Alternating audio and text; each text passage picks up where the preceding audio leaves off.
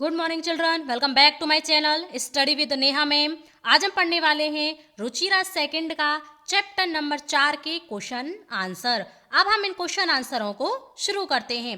सबसे पहले हम पढ़ते हैं क्वेश्चन नंबर 1, उच्चारणम कुरुत। हमको इन शब्दों का उच्चारण करना है।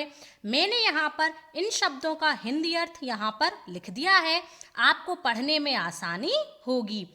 ऊपरी का अर्थ होता है ऊपर, नीचे का अर्थ होता है नीचे, कदापि का अर्थ होता है कभी भी, कुत्र कहाँ, अधः का अर्थ होता है नीचे, बहि यानी कि बाहर, अंतः अंदर, कदा कब, उच्चई जोर से, अलम पर्याप्त अथवा बस, पुनः का अर्थ होता है दोबारा, एकदा का अर्थ होता है एक बार। क्वेश्चन नंबर 2, मंजूषातः अव्यय पदानि चित्वा वाक्यानि पूरयत। हमको मंजूषा में से अव्यय शब्दों को लेकर के इन वाक्यों की पूर्ति करनी है। वृक्षस्य ऊपरी खगाः वसन्ति। वृक्ष के ऊपर पक्षी रहते हैं। अलम विवादेन, विवाद को बंद करो। वर्षा काले गृहात् वहि मा गच्छः। वर्षा के समय घर से बाहर मत जाओ। मंचस्य अधः श्रोतारः उपविष्टा सन्ति। मंच के नीचे श्रोतागण बैठे हुए हैं। छात्राः विद्यालयस्य अन्तः प्रविशन्ति। छात्र विद्यालय के अंदर प्रवेश करते हैं।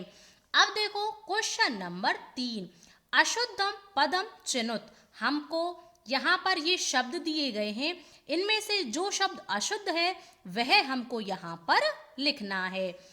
गमन्ति, यक्षन्ति, प्रक्षन्ति, धावन्ति। इसमें से अशुद्ध शब्द है गमन्ति, इसका शुद्ध शब्द होगा गच्छन्ति। रामेण, ग्रहेण, सर्पेण, गजेन। इसमें से अशुद्ध है गजेन और इसका शुद्ध शब्द होगा गजेन, यहाँ पर ने आ जाएगा। लतया, मातया, रमया, निशया। इनमें से अशुद्ध है मातया, इसका शुद्ध शब्द होगा मात्रा। लते, रमे, माते, प्रिय। इनमें से माते अशुद्ध है, इसका शुद्ध शब्द होगा मातरई। लिखती, गर्जती, फलती, सेवती। इसका अशुद्ध शब्द है सेवती। अब देखो क्वेश्चन नंबर 4, मंजूषातः समानार्थक पदानि चित्वा लिखत। हमको मंजूषा में से इन शब्दों के समानार्थक शब्द चुन करके लिखने हैं। समानार्थक शब्द यानी कि जिन शब्दों के अर्थ समान हो। प्राप्य का अर्थ होता है प्राप्त करके, लब्ध्वा का अर्थ भी होता है प्राप्त करके। कुशला यानी कि कुशल, दक्षः का अर्थ होता है कुशल। हर्षस्य का अर्थ होता है खुशी और प्रसन्नताया का अर्थ भी होता है खुशी। दहयस्य यानी कि शरीर, शरीरस्य शरीर। वैद्यम यानी कि डॉक्टर, चिकित्सकम यानी कि डॉक्टर। क्वेश्चन नंबर 5, अधोलिखितानां प्रश्नानां उत्तराणि एक पदेन लिखत। हमको इन प्रश्नों के उत्तर एक शब्द में देने हैं। मंचे कति बाल कवयः उपविष्टा सन्ति। मंच के ऊपर कति कितने बाल कवि बैठे हुए थे। चत्वारः 4 बाल कवि। के कोहलम कुर्वन्ति, कौन आवाज कर रहे थे। श्रोतारः यानी कि श्रोतागण। गजाधरः कम उद्देश्य काव्यम प्रस्तौति। गजाधर ने किसको उद्देश्य करके काव्य की प्रस्तुति दी। आधुनिक वैद्यम यानी कि आज के डॉक्टरों को। तुंदिलः कस्य उपरि हस्तम आवर्तयति। तुंदिल ने किसके ऊपर हाथ को घुमाया। तुंदस्य यानी कि अपनी तोंद के ऊपर। लोके पुनः पुनः कानि भवन्ति। इस संसार में पुनः पुनः बार बार क्या प्राप्त होता है। शरीराणि यानी कि शरीर। किम कृत्वा घृतम पिबेत, क्या करके घी पीना चाहिए। ऋणम यानी कि ऋण लेकर के, कर्ज लेकर के घी पीना चाहिए।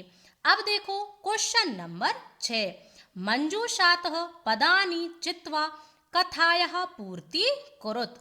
हमको इस मंजूषा में से उचित शब्द लेकर के इस यहाँ पर एक कहानी दी गई है, इस कहानी को हमको पूरा करना है। अब हम इस कहानी को पढ़ते हैं।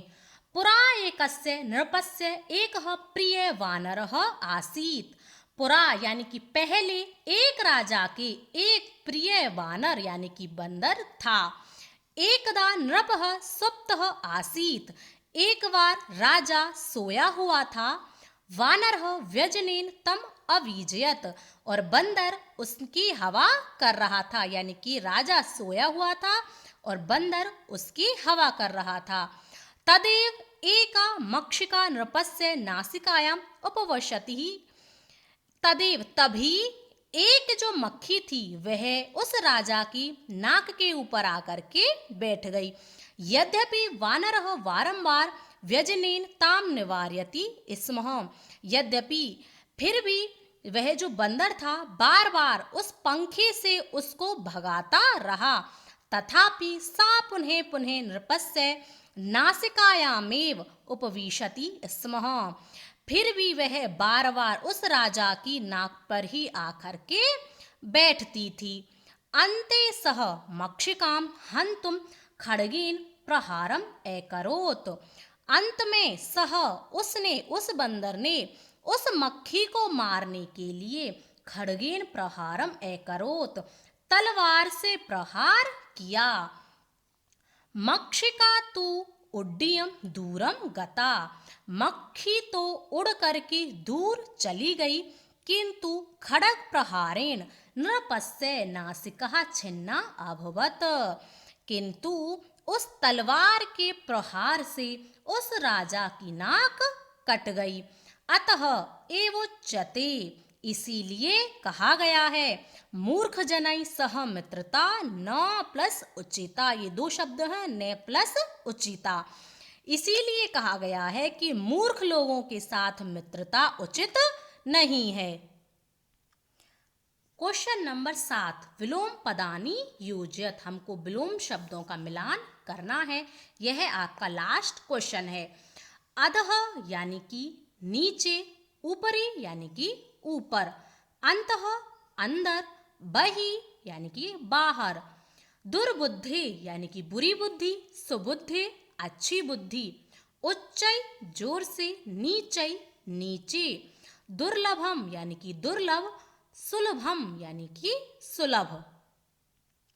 यह थे आपके चैप्टर नंबर 4 के क्वेश्चन आंसर। मैंने आपको बहुत ही अच्छे से करा दिए हैं। क्वेश्चन आंसरों को पढ़ने से पहले आपको चैप्टर का हिंदी अनुवाद अच्छे से आना चाहिए। यदि आपको चैप्टर का हिंदी अनुवाद अच्छे से आता है तो आपको क्वेश्चन आंसर भी बहुत ही सरलता से याद हो जाते हैं। क्वेश्चन आंसरों को एक बार 2 बार रिवीजन कर लेना, आपको बहुत ही अच्छे से याद हो जाएंगे। यदि वीडियो अच्छा लगा हो, पढ़ाने का तरीका पसंद आया हो तो वीडियो को लाइक करें, शेयर करें और चैनल को सब्सक्राइब अवश्य कर लें। अब हम मिलेंगे नेक्स्ट वीडियो में, तब तक के लिए धन्यवाद।